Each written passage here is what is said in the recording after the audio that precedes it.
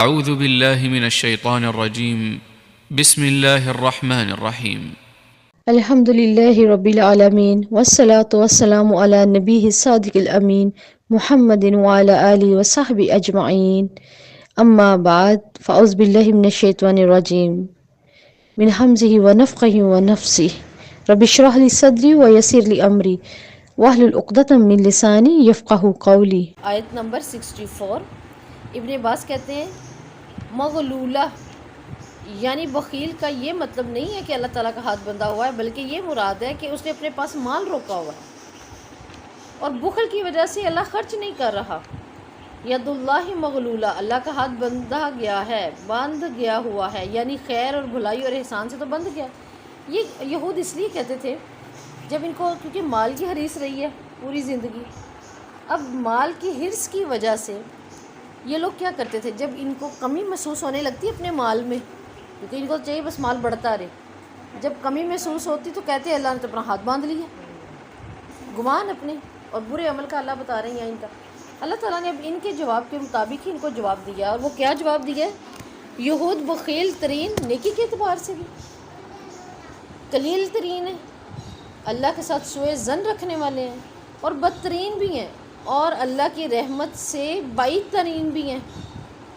وَلُعِنُوا بِمَا قَالُوا، اللہ کہتے ہیں لعنت کی ہے ان پر۔ اب یہود کو اللہ تعالیٰ کی رحمت سے دور کر دیا گیا، کیوں؟ وجہ کیا بنی؟ ایسا تھوڑی ہے اللہ ظالم ہے۔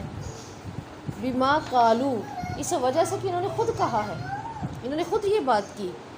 بل یداہ، بلکہ مبسوطتان ينفق کیف یشاء، بلکہ اللہ تعالیٰ کے دونوں ہاتھ کھلے ہوئے ہیں، وہ جسے چاہتا ہے خرچ کرتا ہے، وہ جیسے چاہتا ہے۔ کیفا یہاں کیفیت کے لیے استعمال ہوا ہے، وہ جیسے چاہتا ہے خرچ کرتا ہے۔ اس پر کوئی پابندی عائد نہیں، کوئی روکنے والا نہیں ہے اللہ تعالیٰ کو۔ وہ اپنے سارے ارادے خود لے کے چلتا ہے اپنے فیصلوں سے، کوئی اس کے ارادوں کے درمیان حائل نہیں۔ اس کا فضل اور کرم دنیاوی اور دینی احسان بہت وسیع ہیں، جو اللہ تعالیٰ بتا رہے ہیں نا، اللہ کے دونوں ہاتھ، اور حدیث میں اللہ کے دونوں ہاتھ دائیں ہیں۔ آپ آیت کے اندر اس چیز کو دیکھیں، انہوں نے کہا ید اللہ، اللہ کا ہاتھ، ایک ہاتھ کی بات ہوئی ہے۔ اللہ تعالیٰ نے کتنے بہترین طریقے سے جواب دیے، اللہ نے دو کی بات کر دی۔ اللہ کے تو دو ہاتھ ہیں، تم ایک کی بات کرتے ہو، تمہارے اتنے سوء ظن ہیں اللہ کے لیے۔ اللہ کہتے ہیں دو ہاتھ ہیں اللہ کے۔ اللہ تعالیٰ نے اپنے بندوں کو حکم دیا ہے کہ وہ اللہ کے کرم کے جھونکوں سے مستفید ہوں، وہ اپنی نافرمانیوں کے ذریعے سے اپنے آپ پر اس کے فضل اور احسان کے دروازے بند نہ کریں۔ اب اللہ کے دونوں ہاتھ ہیں، وہ جس پہ چاہتا ہے خرچ کرتا ہے۔ اس کی داد دن رات دیکھ لیں، پیش پیش ہے۔ اس کی عطا بخشش ہر وقت مسلح دھار بارش کی طرح ہے۔ وہ دکھوں کو دور کرتا ہے، غموں کا ازالہ کرتا ہے، محتاج کو بے نیاز کرتا ہے، قیدی کو آزاد کرتا ہے، ٹوٹے ہوئوں کو جوڑتا ہے، مانگنے والوں کی دعا قبول کرتا ہے، محتاج کو بھی عطا کرتا ہے، مجبوروں کی پکار سن کے اللہ ان کا جواب بھی دیتا ہے۔ عافیت طلب کرتا ہے کوئی، اللہ اس کو عافیت دیتے ہیں، کوئی پناہ طلب کرتا ہے اللہ اس کو پناہ دیتے ہیں، کوئی بھلائی مانگتا ہے اللہ اس کو نیک اعمال کی توفیق عطا فرما دیتے ہیں، ہر مانگنے والے کو اللہ تعالیٰ عطا فرما دیتے ہیں، کوئی سوال کرتا ہے اللہ نعمتوں سے اس کے جو ہے جھولی کو بھر دیتے ہیں۔ تو پھر وہ ان اعمال پر ان کی تعریف کرتا ہے۔ تعریف بھی تو اللہ تعالیٰ نے قرآن میں کی ہے نا انعام والے لوگوں کی، اور ان کی اضافت کی طرف پھر کیا کرتا ہے اللہ تعالیٰ، یہ بتاتا ہے کہ یہ میرا کرم ہے، جنت میرا نتیجہ ہے، ان کے اعمال کا نتیجہ ہے، میری مخلوق ہے جو میں نے ان کے لیے تیار کر کے رکھی ہے۔ تو تمام امور میں ان کو اللہ تعالیٰ کہہ رہے ہیں میں لطف اور کرم سے نوازتا رہتا ہوں۔ تو دیکھیں اللہ کے ہاتھ کہاں سے بندھے ہیں، ہے نا؟ ایک بیمار روز مانگتا ہے، ایک انسان روز مانگتا ہے، ایک چونٹی، ایک چڑیا روز مانگ رہی ہے، اللہ روز دے رہے ہیں۔ سورج میں کوئی کمی نہیں آ رہی، کس قدر بڑی مخلوق ہے، اللہ کوئی روز کمی نہیں کر رہے اس کے اندر، روز یہ دے رہا ہے لوگوں کو۔ پھر وہ برکت والی ذات ہے، جتنی اس کی تعریف کر لے اللہ تعالیٰ کہتے ہیں کہ اللہ کی تعریف تمہارے سارے سمندر سیاہی اور سارے درخت کلمے بن جائیں، یہ تو کچھ بھی نہیں ہے، پھر بھی کچھ نہیں ہے۔ اس قدر بلند ہے اللہ رب العزت، اس قدر۔ اور اللہ تعالیٰ فرماتے بھی ہیں سورہ ابراہیم میں وَإِن تَعُدُّوا نِعْمَتَ اللَّهِ لَا تُحْصُوهَا، تم گننا تو شروع کرو اس کی نعمتیں، اس کے کرم اپنے اوپر، تم گن ہی نہیں سکو گے۔ إِنَّ الْإِنسَانَ لَظَلُومٌ كَفَارٌ، انسان کی طرح نہ شکر اور ظالم ہے، واقعی نہ شکر ہے۔ اگر ہم دیکھیں اللہ تعالیٰ دن رات کس طرح ہمیں دے رہا ہے، تو واقعی مسلسل ہم شکر کرنے سے اپنی زبان کو نہ روکیں۔ آپ صلی اللہ علیہ وسلم نے فرمایا، اللہ تعالیٰ فرماتا ہے کہ بندو میری راہ میں خرچ کرو، میں بھی تم پر خرچ کروں گا۔ اور فرمایا اللہ تعالیٰ کا ہاتھ بھرا ہوا ہے، رات اور دن کے مسلسل خرچ سے بھی اس میں کمی نہیں ہوتی۔ اور اللہ فرماتا ہے تم نے دیکھا نہیں جب سے میں نے زمین اور آسمان کو پیدا کیا ہے مسلسل خرچ کیے جا رہا ہوں، ہے نا۔ اپنا پانی دیکھ لیں، روشنی دیکھ لیں، ہوائیں دیکھ لیں، اپنا کھانا پینا، اپنا سانس، ہے نا، ہر چیز اللہ کی نعمت۔ جب سے زمین آسمان بنا اللہ خرچی تو کر رہے ہیں، مسلسل اللہ خرچ کر رہے ہیں ہمارے اوپر۔ جب سے زمین آسمان میں نے پیدا کیا ہے میں مسلسل خرچ ہی کیے جا رہا ہوں، لیکن اس کے ہاتھ میں کوئی کمی نہیں ہوئی۔ اس کا عرش پانی پر تھا، اس کے ہاتھ میں میزان عدل ہے، وہ جسے جب چاہتا ہے جھکا دیتا ہے، جب چاہتا ہے اٹھا لیتا ہے۔ اور میزان کو دیکھیں، بھاری کرنے والی چیز ہمارے پاس کون سی ہے دنیا میں؟ الحمدللہ۔ آپ نے فرمایا جب تم ایک دفعہ کہتے ہو نا الحمدللہ، یہ میزان کو بھر دیتا ہے نیکیوں سے۔ اور ایک حدیث میں زمین آسمان کی خلا کو پورا کر دیتا ہے نیکیوں سے، ایک دفعہ کا کہہ دینا۔ پھر اللہ رب العزت فرماتے ہیں وَلَا يَزِيدَنَّ، نون میں نے بتایا ضرورت اور شدت کے لیے، کثیرا منہم۔ اب اللہ تعالیٰ کہہ رہے ہیں آپ کے رب کی جناب سے آپ پر نازل کیا گیا ہے جو، وہ ان میں سے اکثریت کے سرکشی اور کفر میں اضافہ کر دیتا ہے۔ کس طرح کر دیتا ہے؟ دیکھیں جب نعمت دی جاتی ہے ان کو اچھا نہیں لگتا، اب ان کی سرکشی اور بڑھ جائے گی۔ صاحب نعمت جب حسد کیا جا رہا ہوتا ہے، ایک حسد ہوتا ہے کم، لیکن جب اسی صاحب نعمت کو مزید کوئی نعمت ملتی ہے تو حسد والے کا حسد بھی بڑھ جاتا ہے، اور بڑھ جاتا ہے نا، یہ کیا تو اس کا حسد، تو اللہ کہتے ہیں ان کی سرکشیاں ہی تو بڑھ جاتی ہیں۔ آپ کہہ دیں کہ جو لوگ ایمان لاتے ہیں یہ قرآن ان کے لیے شفا اور رحمت ہے، سورہ حامیم سجدہ میں اللہ کہتے ہیں، اور جو لوگ ایمان نہیں لاتے یہ ان کے کانوں میں بوجھ ہے۔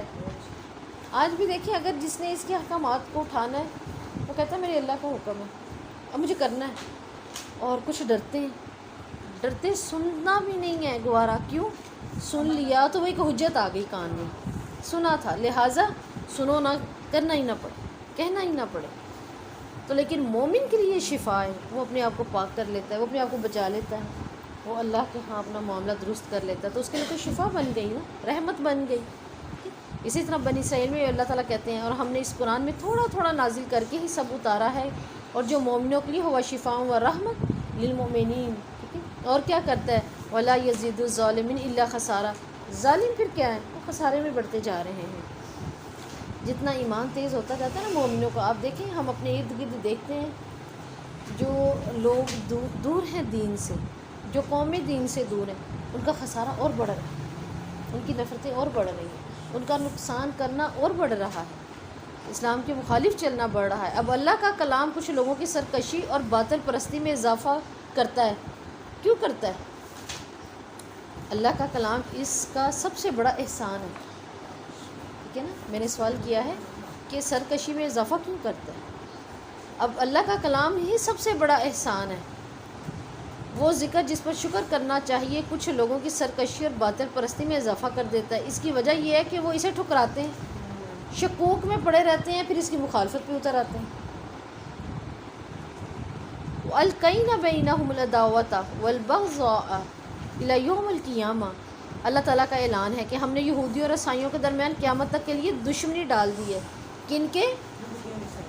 یہودیوں اور عیسائیوں کے درمیان، ان کے فرقوں میں قیامت تک اتحاد نہیں ہو سکتا۔ اور اللہ تعالیٰ پیچھے ہمیں کیا بتا رہے ہیں وہاں پر؟ اللہ تعالیٰ یہی تو کہہ رہے ہیں، یہ خود بھی ایک دوسرے کے دین پر نہیں ہے نا۔ لیست الیہود، وہ کہتے ہیں لیست النصارى، اللہ کہتے ہیں یہ آپس میں بھی ایک دوسرے کے نہیں ہیں، یہ ایسا ہی نہیں کہ صرف مسلمانوں کے دشمن، آپس میں بھی ان کی نہیں بنتی۔ گزشتہ 1400 سال میں اور اسلام کی آمد سے پہلے یہودی اور عیسائی تھے، دوستیاں تھیں ان میں آپس میں، لیکن آج اگر وہ اسلام دشمن میں متحد ہوئے ہیں تو آپس میں بھی نہیں ہے، بہرحال متحد ہوئے ہیں صرف اپنے نکالنے کے لیے، لیکن آپس میں بھی نہیں ہے۔ یہ کلما اوقدوا للحرب، جب وہ لڑائی کی آگ بھڑکاتے ہیں تو اللہ بجھا دیتا ہے۔ اب اللہ تعالیٰ کیسے بجھاتے ہیں؟ دیکھیں جب کبھی وہ یہود آپ صلی اللہ علیہ وسلم سے جنگ کرنے کے منصوبے باندھتے تو اللہ تعالیٰ کیا کرتے, الٹا انہی کی سازشیں انہی پہ ڈال دیتے. حتیٰ کہ اتنی بڑی سازش جو ہوئی تھی, آپ صلی اللہ علیہ وسلم کے گھر کے باہر کس قدر مجمع کھڑا ہو گیا تھا. تمام قبائل نے آپس میں بیٹھ کے یہ مشورہ کیا تھا کہ ایسا کرتے ہیں کہ محمد صلی اللہ علیہ وسلم کو قتل کر دیتے ہیں اب, اور قتل ایسے کرتے ہیں کہ جوان کچھ ڈھونڈتے ہیں, جوشیلے جوان. لیکن بیچ میں کیا, شیطان بھی بیٹھا ہوا تھا, بڑے بڑے سردار بھی بیٹھے ہوئے تھے. انہوں نے آپس میں نا ایک بہت ہی ماسٹر پلان کیا, اور ماسٹر پلان یہ تھا جتنا بھی قبیلہ ہے نا اس وقت عرب کے اندر, غیر مسلم جتنے بھی ہیں, سب ایک ہو جاؤ یہاں پر. ابھی چھوڑو اپنی باتیں دشمنیاں, سب ایک ہو جاتے ہیں, سب مل کر وار کرتے ہیں. کسی ایک کو تو وہ نہیں نہ مار سکیں گے, کس کو ڈھونڈیں گے, کس کا قصاص لیں گے, لہٰذا مل کے ہی کرتے ہیں جو کرتے ہیں. انہوں نے ایک ماسٹر پلان کیا جس پر نہ قصاص آئے گا اور نہ ہی بات آئے گی ہمارے اوپر, ہمارا کام بھی ہو جائے گا. ہاں, اور اس رات یہ سب آپ صلی اللہ علیہ وسلم کے گھر کے باہر دائیں بائیں جیسے لائنیں کھڑی ہو جاتی ہیں, سب کے سب قبائل کھڑے ہو گئے, تلواریں نکالی ہوئی تھیں کہ جیسے اللہ کے رسول باہر آئیں گے ہم ایک ہی ٹائم میں جھپٹیں گے سارے, تاکہ اگر نہ بھی زندہ بچے تو کم از کم کسی ایک قبیلے پہ بات نہیں آئے گی, کسی ایک انسان پہ بات نہیں آئے گی, قصاص بھی نہیں ہوگا. لیکن کیا کہ اللہ رب العزت نے آگے آ جائے گا انشاءاللہ تعالیٰ آیتوں کے اندر کہ اللہ تعالیٰ نے کس طرح سے بچایا, اللہ تعالیٰ نے ان کی سازشیں ان کے لیے کیسی کر دی, اور وہ ایسی کر دی کہ آپ صلی اللہ علیہ وسلم گھر سے نکلے, اللہ کی آیات کو پڑھتے ہوئے نکلے, اور یہ کھڑے ہوئے دیکھ رہے ہیں, اور آپ صلی اللہ علیہ وسلم ان کے سامنے چلتے ہوئے کیا کر رہے ہیں, ان کے سروں میں یوں مٹی ڈال رہے ہیں, اور یہ کھڑے ہوئے ہیں, یعنی انہیں کچھ نظر نہیں آ رہا, یہ کھڑے ہوئے ہیں, اور اللہ کے رسول ان کے ڈالتے جا رہے ہیں مٹی, اور چلتے جا رہے ہیں پڑھتے ہوئے آیات کو, اور کیا ہے کہ یہ کھڑے ہوئے. تو بتائیں اللہ تعالیٰ سازشوں کو کہاں تک, اگر کوئی دین کے خلاف سازش کرتا ہے, حق کے خلاف, تو اللہ تعالیٰ کہتے ہیں میں تو الٹ انہیں پہ ڈال دیتا ہوں. اطفاء اللہ, اللہ کبھی مسلمانوں کی مدد کر کے, کبھی ان کو بے یار و مددگار چھوڑ کر بھی, اور کبھی ان کے لشکروں کو منتشر کر کے بھی اللہ تعالیٰ نے آگ بجھائی ہیں کفار کی.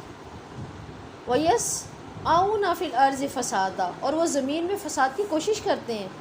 یہود کی گٹی میں کیا چیز گھسی ہوئی ہے جو اللہ تعالیٰ یہاں بتا رہے ہیں, یہ صرف سازشی ہیں, دشمنی اور فسادی ہیں.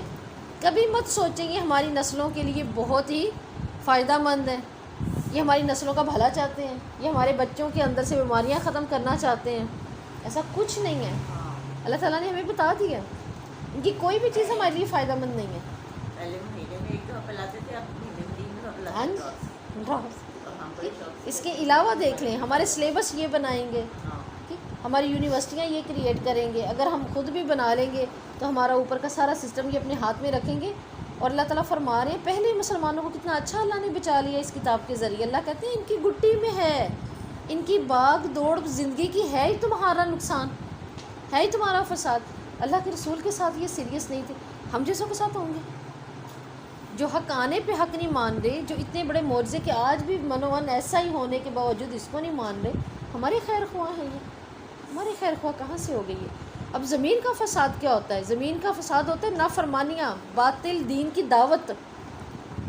ٹھیک ہے جی, زمین میں فساد کیا ہوتا ہے, 3 کام ایسے جو زمین کا فساد بنتے ہیں, اور ان میں ایک تو نافرمانیوں کا ارتکاب ہے, باطل دین کی طرف دعوت دینا, جو محمد صلی اللہ علیہ وسلم کا دین ہے اس کی طرف دعوت دینا, لوگوں کو اسلام میں داخل ہونے سے روکنا, منتشر کرنا, شک ڈالنا ان کے اندر, نبی کے خلاف, تعلیمات کے خلاف. واللہ لا یحب المفسدین, اللہ تو پسند نہیں کرتا. کس کو پسند نہیں کرتا اللہ رب العزت, فساد کرنے والوں کو. آیت نمبر 65, وَلَوْ أَنَّ أَهْلَ الْكِتَابِ آمَنُوا وَاتَّقُوا, اور اگر اہل کتاب ایمان لاتے اور اللہ سے ڈرتے تو ہم ضرور ان کی برائیاں ان سے دور کر دیتے اور انہیں ضرور جنتوں میں داخل کرتے. دیکھیں اللہ تعالیٰ یہاں پر یہود و نصارہ کی برائیوں کے تذکرے کے بعد بھی اپنے جود و کرم سے دیکھیں انہیں دعوت کیا دے رہے ہیں, توبہ کی, ہے نا. اتنے بڑے ان کے گناہ, اس کے باوجود اللہ تعالیٰ اپنی رحمت دیکھیں کیسے دکھا رہے ہیں. اللہ دعوت دے رہے ہیں, اچھا اگر یہ توبہ کر لیں, یہ میری طرف لوٹ آئیں تو کیا ہے, میں ان کی برائیاں معاف کر دوں گا. جس قدر بڑی برائیاں, پھر بھی اللہ تعالیٰ معاف کرنے کو تیار ہے, ان کے گناہوں کو مٹا دے گا اور ان کی خطاؤں کو بھی دھو ڈالے گا. عمر بن عاص رضی اللہ کہتے ہیں جس وقت میں مسلمان ہونے کے لیے آپ صلی اللہ علیہ وسلم کے پاس آیا اور میں آپ صلی اللہ علیہ وسلم کے سامنے بیٹھا، آپ صلی اللہ علیہ وسلم نے اپنا ہاتھ آگے کیا، میں نے بھی اپنا ہاتھ آگے کر دیا، جیسے آپ صلی اللہ علیہ وسلم میرا ہاتھ پکڑنے لگے میں نے اپنا ہاتھ پیچھے کر لیا، اور آپ صلی اللہ علیہ وسلم کہتے ہیں عمر یہ آپ نے کیوں کیا اپنا ہاتھ پیچھے؟ کہتے ہیں پہلے مجھے ایک شرط لگانی ہے اور مجھے ایک وعدہ لینا ہے، اور آپ صلی اللہ علیہ وسلم کہتے ہیں ہاں بتائیں، کہہ رہے اگر میں اسلام قبول کر لوں تو کیا میرے پچھلے سارے گناہ معاف ہو جائیں گے؟ ظاہر ہے میں نے اسلام کے خلاف کیا، میں نے اللہ کے رسول آپ کے خلاف تلواریں اٹھائی ہیں، میں نے کتنا کچھ کیا ہے، تو پہلے تو مجھے یہ وعدہ دے، میری تسلی ہو، کیا وہ گناہ معاف ہو جائیں گے میرے سارے؟ تو آپ صلی اللہ علیہ وسلم نے فرمایا عمر کیا تم کو معلوم نہیں اسلام سابقہ سارے گناہ معاف کر دیتا ہے، ہجرت سابقہ سارے گناہ معاف کر دیتی ہے، اور حج گزشتہ سارے گناہوں کو منہدم کر کے رکھ دیتا ہے۔ یعنی یہ 3 اعمال کتنے خوبصورت ہیں، اور اس میں ایک یہ بھی آتا ہے کہ جیسے اب کسی میت کو مسنون غسل دیا جائے تو اللہ اس کے پچھلے گناہ معاف کر دیتا ہے، وہ ایسے ہوتا ہے جیسے ماں کے پیٹ سے پیدا ہوا ہے، غسل دینے والے، ہاں جی، لینے والے کے تو سارے اس وقت اپنے اعمال ہیں، یا اب جو پچھلے کریں گے وَلَدْخُلَنَّهُمْ جَنَّاتِ النَّعِيمِ، اللہ کہتے ہیں کس قدر پیاری اللہ کی دعوت دیکھیں، اتنے بڑے ظالموں کے لیے بھی اللہ کی دعوت کتنی پیاری ہے۔ یہاں سے سوچیں کہ اللہ کے ہاتھ تو بندے ہی نہیں ہیں، ابھی پچھلی آیت میں کیا کہہ رہے ہیں یہود، اللہ کے تو ہاتھ بندے ہیں، اللہ تو خرچ ہی نہیں کرنا چاہتا، اللہ تو نیکی بھلائی خرچ ہی نہیں کرنا چاہتا اپنی، تو اللہ تعالیٰ نے کتنا پیارا جواب دیا ہے کہ اللہ تو ہاتھ پھیلائے ہوئے ہیں، اللہ کے تو دونوں ہاتھ دائیں ہیں، اور اللہ نے دونوں ہاتھ جو ہیں پھیلائے ہوئے ہیں۔ ایک حدیث میں آتا ہے اللہ تعالیٰ رات کو ہاتھ پھیلاتے ہیں، رات کو دونوں ہاتھ پھیلاتے ہیں، میرا کوئی بندہ جس نے دن میں گناہ کیا تھا لیکن وہ توبہ نہیں کی، اس نے بھول گیا، مصروف تھا، کیا تھا، تو وہ کیا کرے، میرے سے اس وقت توبہ مانگ لے، میرے سے بخشش لے لے۔ اور پھر حدیث میں آتا ہے آپ صلی اللہ علیہ وسلم نے فرمایا اللہ تعالیٰ ہر روز دن میں بھی ہاتھ پھیلاتے ہیں، میرا کوئی بندہ جو رات کو سو گیا تھا، اسے توبہ نہیں کی، تو وہ میرے سے بخشش لے لے۔ دیکھیں اللہ کے تو دونوں ہاتھ کھلے ہوئے ہیں، اور ایسے ظالموں تک کے لیے بھی کھلے ہوئے ہیں کہ اللہ تعالیٰ کہہ رہے ہیں اگر وہ ایمان لے آتے تو کیا کرتے، توبہ کرتے، میں ان کی برائیوں کو اچھائیوں میں بدل دیتا، اور کتنا بڑا انعام، ہم مسلمانوں کو تو جنت کھڑے کھڑے لے گئے ایک توبہ کے اوپر، یہ بھی میں انہیں ضرور ان جنتوں میں داخل کرتا جو نعمتوں سے بھری ہوئی ہیں، میں ان جنتوں میں داخل کر دیتا۔ تو ہم مسلمانوں کے لیے دیکھیں ان 2 آیات میں ہمیں کیا سبق مل رہا ہے، ایک تو یہ کہ اللہ رب العزت بتا رہے ہیں کہ اللہ کے دونوں ہاتھ دائیں ہیں، اور اللہ دن رات خرچ کر رہا ہے، اور اللہ تعالیٰ اسی پہ خرچ کرتا ہے، جیسے ابھی میں نے حدیث بتائی کہ اے ابن آدم، اے میرے بندو تم خرچ کرو میری راہ میں خرچ کروں گا تم پر۔ تو ہمیں یہ بھی پتہ چلا کہ اللہ کی راہ میں ہم جتنا خرچ کریں گے ہم کیا ہیں، ہم غنی تو ہوتے جائیں گے، ہم فقیر نہیں ہوں گے، غنی ہوتے رہیں گے، کیونکہ اللہ کہہ رہے ہیں میں تم پر خرچ کروں گا۔ اب ہمارا خرچ کرنا اور اللہ کا خرچ کرنا مقابلہ بھی تو کرے نا، زیادہ بڑا کس کا نکلے گا معاملہ، اللہ کا ہی نکلے گا۔ پھر اللہ کی ساری کائنات دن رات ہمیں دے رہی ہے، اللہ کے خرچ کی سب سے بڑی مثال کیا ہے خوبصورت، ہمیں کائنات میں نظر آتی ہے سورج، آج تک اس نے اپنے دھوپ میں کمی کی ہے نا، اپنی روشنی میں کمی کی نہیں کر سکتے، کتنا بڑا سورس اور مخلوق ہے اللہ کی، جو روز سجدہ کر کے اپنے دینے کے لیے بھی اللہ کا شکر ادا کر کے آتی ہے۔ رات آج تک رات نے کہا میں بھی تھک گئی، اللہ تعالیٰ جب سے زمین آسمان بنائے ہیں، نہیں رات اپنے وقت پہ آئے گی، اللہ نے اسے کہا یہ دن ہے جن میں نے کم ہو جانا ہے، تو گھٹ جائے گی، یہاں تو بڑھ جائے گی، وہ نہیں رکتی۔ سمندر کی اللہ نے لہر کی ایک باؤنڈری بنائی ہے، اس کی باؤنڈری سے کیا ہے 400-500 فٹ ہم نے دور گھر بنا لیے، کسی کے گھر میں نہیں گھسے گا، وہ آ کے ہے وہ سمندر جس کا کنارہ نہیں ملتا، سمندر ہے، اس کی جرت نہیں ہے کہ اس لہر کو جا کے کسی آدمی کے سر سے اوپر گزر جائے، جہاں تک اس کو ہے اجازت وہ وہاں سے آئے گا نہیں آگے، اتنی بڑی مخلوق، اور اللہ کا خرچ دیکھیں، کتنی مچھلی ہے سمندر میں، اللہ کا خرچ ہے، کس قدر پرندے ہیں، کس قدر پتے ہیں، زمین کتنا اپنا سونا اگلتی ہے روزانہ، یہ اللہ خرچی تو کر رہا ہے ہمارے اوپر، روز کے سانس، روز کی آکسیجن، روز کا دیکھنا ہے نا، کبھی ہم نے یہ نہیں کہا میں دیکھ تھک گئی، ہاں وہ ہمارا معقولہ ہو سکتا ہے، اب نا ہم یہ دیکھ تھک گئے ہیں، ہم یہ سن تھک گئے ہیں، وہ ہماری اپنی کوئی بات ہو سکتی ہے، لیکن ہماری آنکھ تو نہیں تھکی ہوتی، یہ تو روز دیکھ رہی ہے، روز رنگ پہ رنگ دکھا رہی ہے، نئے سے نیا رنگ دکھا رہی ہے، یہ اللہ کا خرچ ہے۔ اور جو نیکیاں کرنے والے ہوتے ہیں وہ روز نیکیاں اللہ ان سے کروا رہا ہے، روز کروا رہا ہے، تو اللہ نے تو ہاتھ ہی نہیں باندھے، نہ دینے میں اور نہ بھلائی کو بانٹنے میں. اور یہاں سب سے بڑی بات اللہ کہہ رہے ہیں میرا دینا تو یہ ہے کہ تم آؤ توبہ کرو، میں تمہیں جنت بھی دے دوں، میں تو جنت بھی تمہیں دے دوں گا. تو یہ اللہ تعالیٰ نے ہمیں یہاں سے بتایا ہے کہ سب سے بڑی چیز تو یہ ہے کہ زمین میں فساد نہ کیا جائے، کہ اور یہودیوں کو کبھی اپنا دوست نہ مانا جائے، کہ اللہ کی راہ میں خرچ کیا جائے اور شکر کے ساتھ خرچ کیا جائے. وآخر دعوانا الحمدللہ رب العالمین. آیت نمبر 66. اگر وہ واقعی تورات اور انجیل کو قائم کرتے اور ان کے رب کی جناب سے جو ان پر نازل کیا گیا ہے تو وہ اپنے اوپر سے بھی اور اپنے قدموں کے نیچے سے بھی رزق کھاتے. ان میں سے ایک گروہ درمیانی روش پر ہے اور ان میں سے زیادہ تر تو بہت ہی برے. اب اللہ تعالیٰ یہاں پر دیکھیں کس چیز کے بارے میں بتا رہے ہیں کہ اگر وہ کیا کرتے، ایمان لے آتے. سورہ آل عمران میں بھی ہم نے پڑھا کہ اگر یہ اپنی کتاب پر بھی ایمان لے کر آتے تو اللہ ان کو اوپر نیچے سے رزق دیتے. کیسے رزق دیتے؟ یعنی اللہ تعالیٰ کتاب پر ایمان لانے کی صورت میں آسمان سے بارشیں برساتے، ایسی برکت والی کو پیداوار اگاتی کہ اللہ تعالیٰ کا رزق فراغ ہے، اللہ ان پہ فراغی ڈال دیتا، ان کی زندگیوں میں برکتیں اتر جاتی. جیسے اللہ تعالیٰ ایک اور جگہ فرماتے ہیں وَلَوْ أَنَّ أَهْلَ الْقُرَىٰ آمَنُوا وَاتَّقُوا لَفَتَحْنَا عَلَيْهِمْ بَرَكَاتٍ مِّنَ السَّمَاءِ وَالْأَرْضِ. اگر یہ میرے پر ایمان لے آتے، میرے رسولوں پر، کتابوں پر، جتنی بھی امتیں گزری ہیں، ہم بھی، تو ضرور ضرور میں زمین اور آسمان کی برکتوں کے دروازے ان کے اوپر کھول دیتا. تو دیکھیں ایک چیز تو ہمیں یہاں سے یہ بھی پتہ چل رہی ہے کہ برکت کے دروازے کیسے کھل سکتے ہیں ہمارے اوپر، زمین آسمان سے. اللہ کے احکامات ماننے پڑیں گے، آپ صلی اللہ علیہ وسلم کی تعلیمات کو ماننا پڑے گا. ٹھیک ہے. اللہ تعالیٰ فرماتے ہیں منہم، ان میں سے امت مقتصدہ، ان میں سے ایک گروہ درمیانی روش پر ہے. ٹھیک ہے جی. مقتصدہ ایک درمیانی، یعنی ایک گروہ سیدھی راہ پر ہے، درمیان کی بات پر ہے، اچھا صالحہ عمل کر لیتا ہے. اور ان میں سے زیادہ تر تو کیا کون ہے؟ جو برا کرتے ہیں. یہود و نصارہ کے اکثر لوگ جو ہے نا کفر پہ ہی ڈٹے رہتے ہیں. آیت نمبر 67 میں ہے یا ایھا الرسول بلغ ما انزل الیک من ربک. اے رسول پہنچا دیں جو اللہ نے آپ پر نازل کیا ہے. یا ایھا الرسول، اے رسول. علماء نے نبی اور رسول میں جو فرق بیان کیا ہے نا، ٹھیک ہے، اس میں سے ایک تو یہ ہے کہ آنے والے رسول کی بشارت پہلے کتاب میں دے دی جاتی ہے، جبکہ نبی کے لیے یہ بات ضروری نہیں ہوتی. رسول کی، ٹھیک ہے جی، جی رسول، یا ایھا الرسول، اس سے مراد ہے کہ اللہ تعالیٰ نے یہاں رسول کی بات کی ہے. تو علماء نے نبی اور رسول میں کچھ فرق بتایا.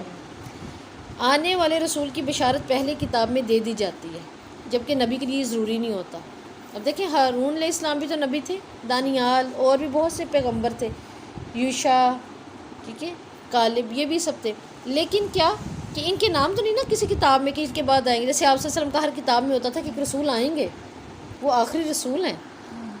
تو اس کے نبی کے لیے ضروری نہیں ہوتا. دوسرا، رسول پر اللہ کی کتاب یا صحیفے نازل ہوتے ہیں اور وہ اپنی الگ سے ایک امت کو بناتے ہیں، تشکیل کرتے ہیں رسول، جبکہ نبی اپنی پہلی کتاب کی ہی اتباع کرواتے ہیں. رسول کی جان اور حفاظت کی ذمہ داری اللہ نے خود لی ہوتی ہے، جبکہ انبیاء جو ہیں، نبی ناحق بھی سرکش کافروں کے ہاتھوں بھی قتل ہوئے ہیں. ٹھیک ہے. بلغ ما انزل الیک من ربک، یہ اللہ تعالیٰ کی طرف سے آپ صلی اللہ علیہ وسلم کو حکم دیا ہے کہ آپ بہت جلیل القدر ہیں، آپ بہت بلند پیغمبر ہیں. اور یہ ہے کہ اللہ تعالیٰ کی طرف سے جو آپ پر نازل ہوا ہے نا، یہ میرے بندوں تک پہنچائیں. محمد صلی اللہ علیہ وسلم، قرآن، یہ پہنچائیں میرے بندوں تک.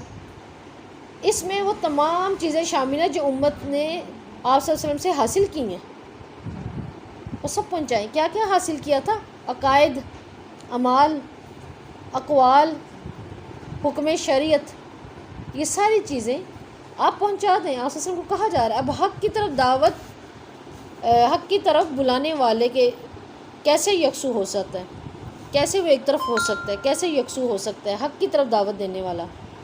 دیکھیں دعوت دینے والا جب اپنے آپ کو مخالف ماحول میں پاتا ہے تو اس کے سامنے دو راستے ہوتے ہیں، یا سچے دین کی دعوت دے، آپ کی طرف دعوت دینے والا کیسے یکسو ہو جاتا ہے.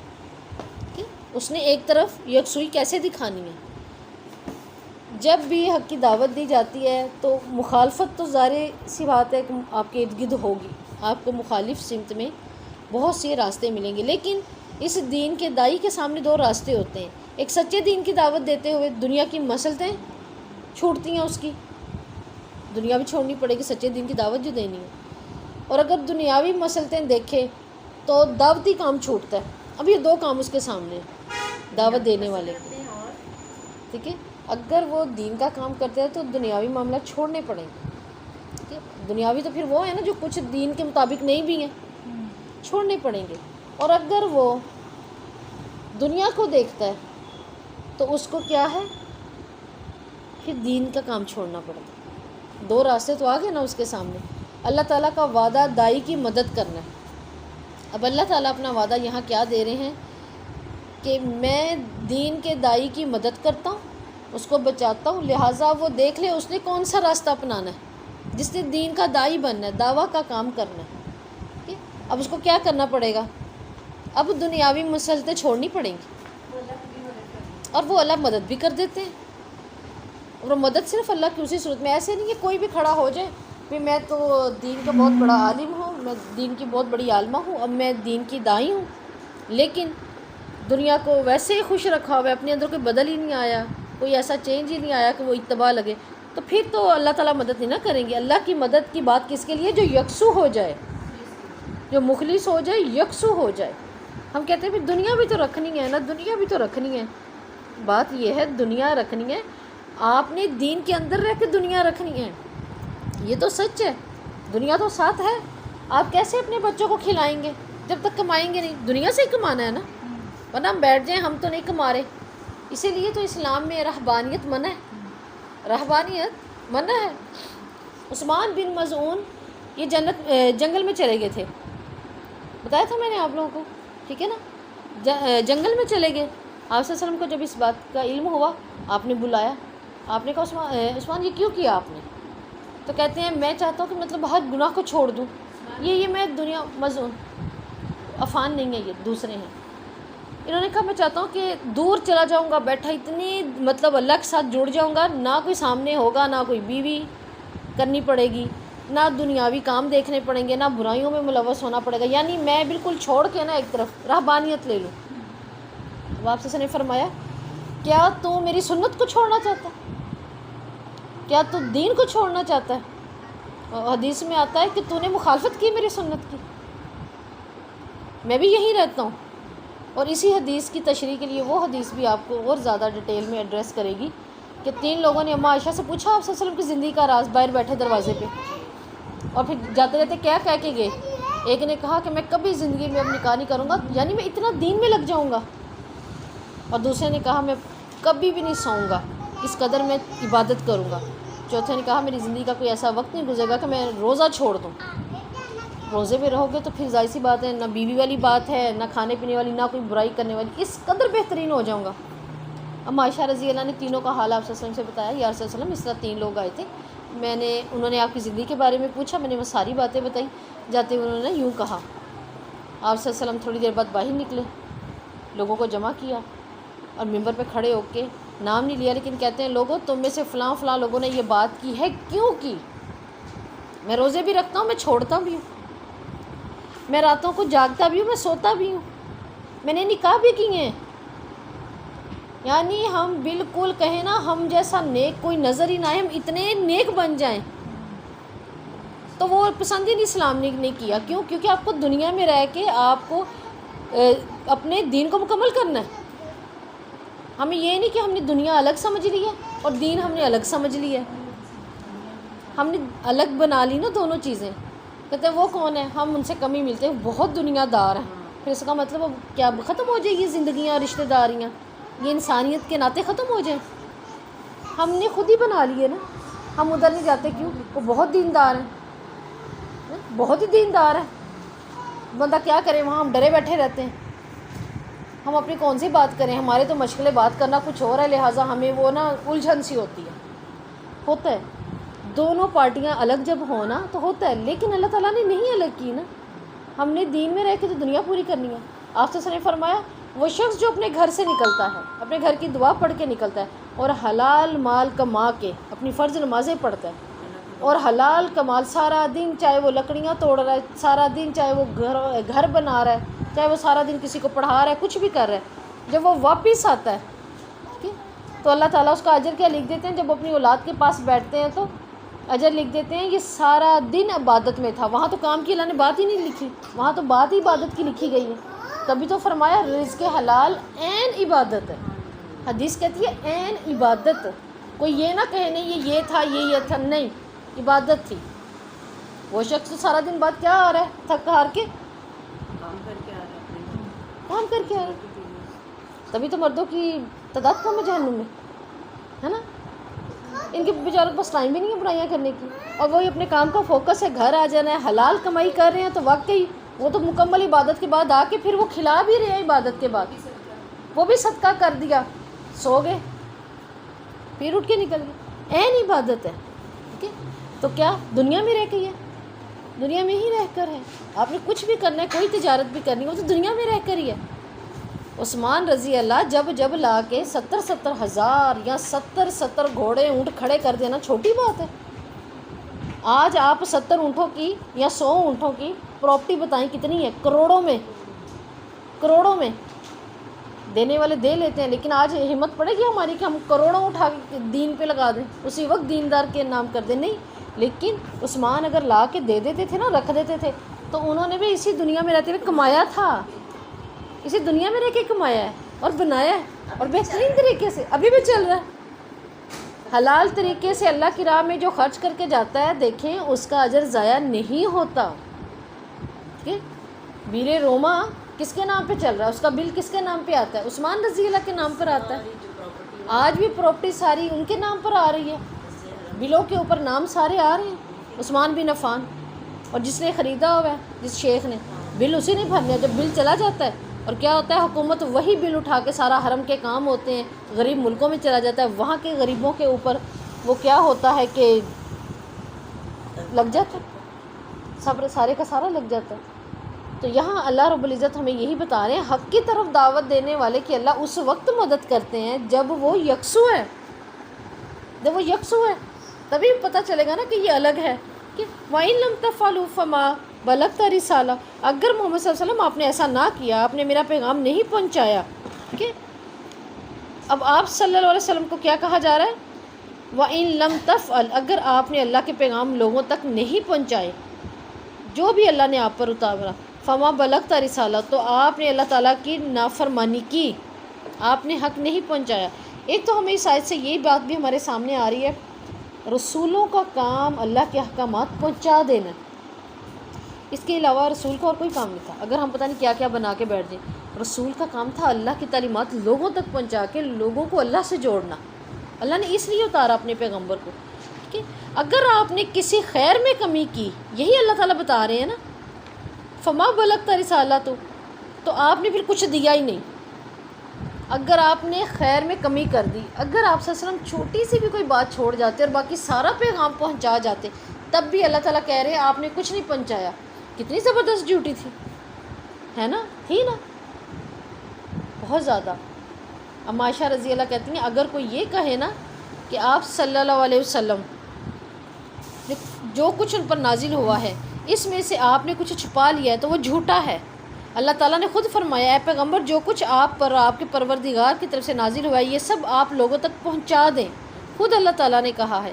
اور اب عائشہ رضی اللہ کہتی ہیں اگر آپ صلی اللہ علیہ وسلم نے کچھ چھپانا ہی ہوتا تو یہ ان آیتوں کو چھپا لیتے۔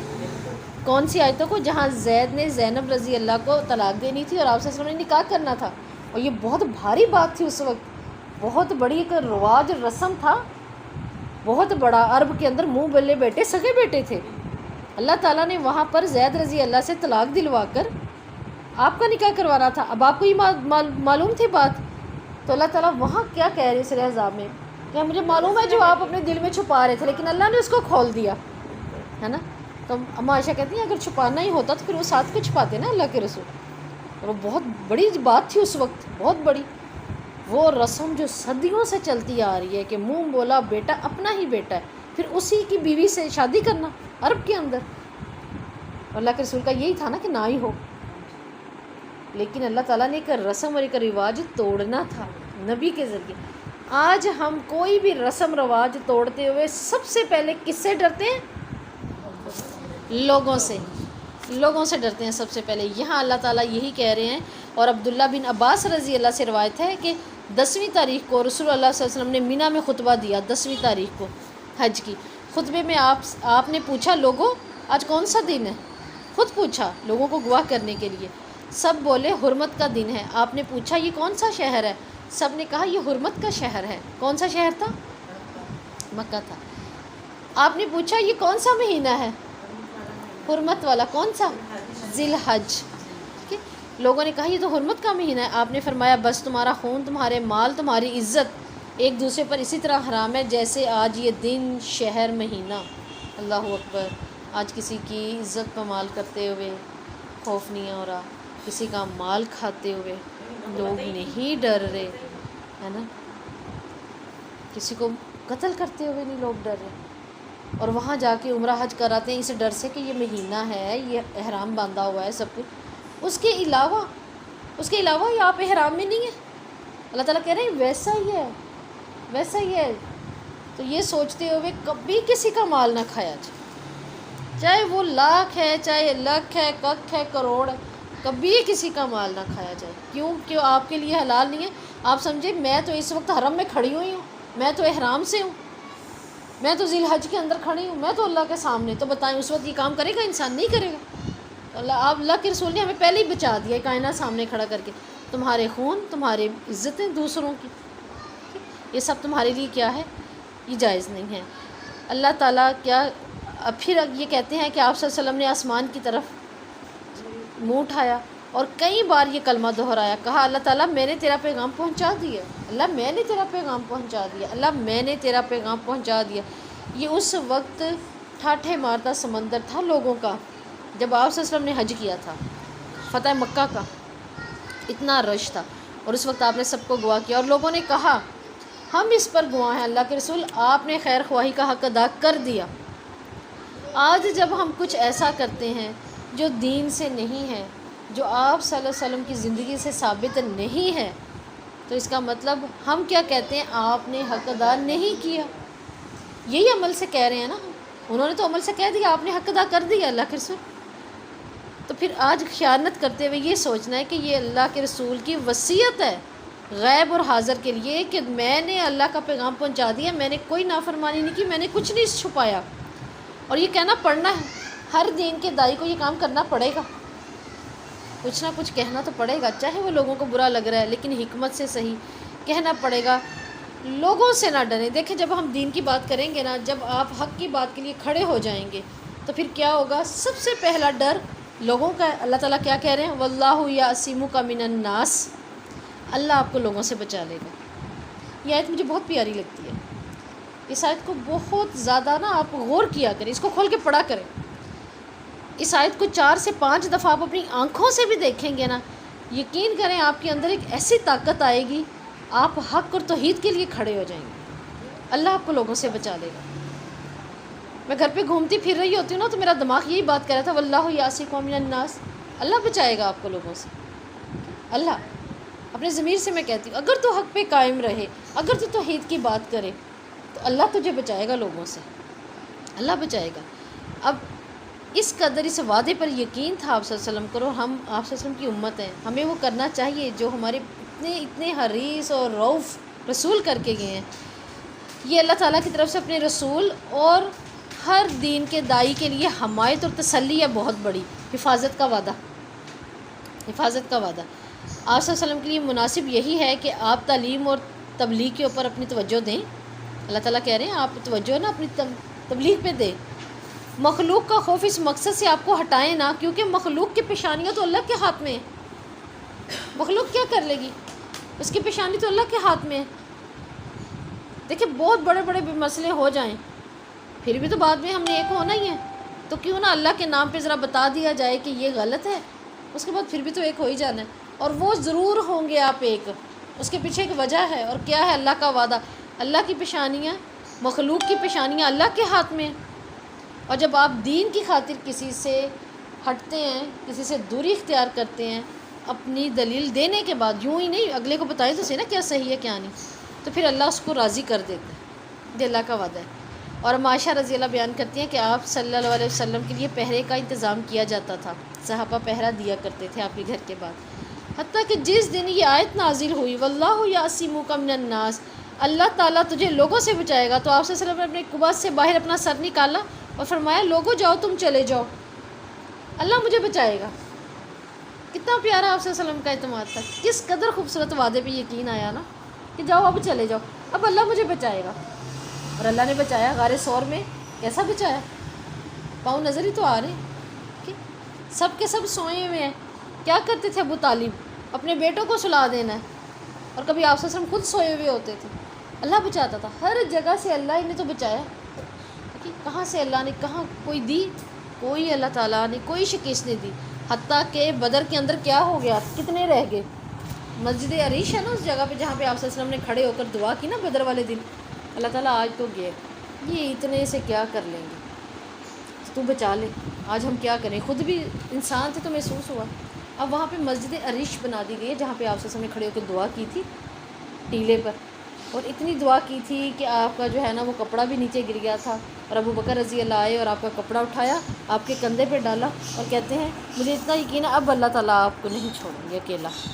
اور آپ جب جیسے ہی ابو بکر رضی اللہ نے یہ بات کی، اللہ اب آپ کو اکیلا نہیں چھوڑیں گے، تو ساتھ ہی آپ صلی اللہ علیہ وسلم فرماتے ہیں ہاں ابو بکر وہ دیکھو میں دیکھ رہا ہوں جبرائیل آ گئے ہیں سفید پگڑیوں کے ساتھ، ان کا گھوڑا اتر آیا، اترنا شروع ہو گئے۔ اللہ کی مدد کتنی پیاری ہے نا، لیکن یہ اللہ کی مدد اس وقت ہے جب ہم اللہ سے ڈریں گے، لوگوں سے نہیں۔ دیکھیں لوگوں سے ڈریں گے لوگ ہمیں ختم کر دیں گے، لوگ تو مٹا دیں گے، نہ ہماری دین رہنے دیں گے نہ ہماری دنیا رہنے دیں گے۔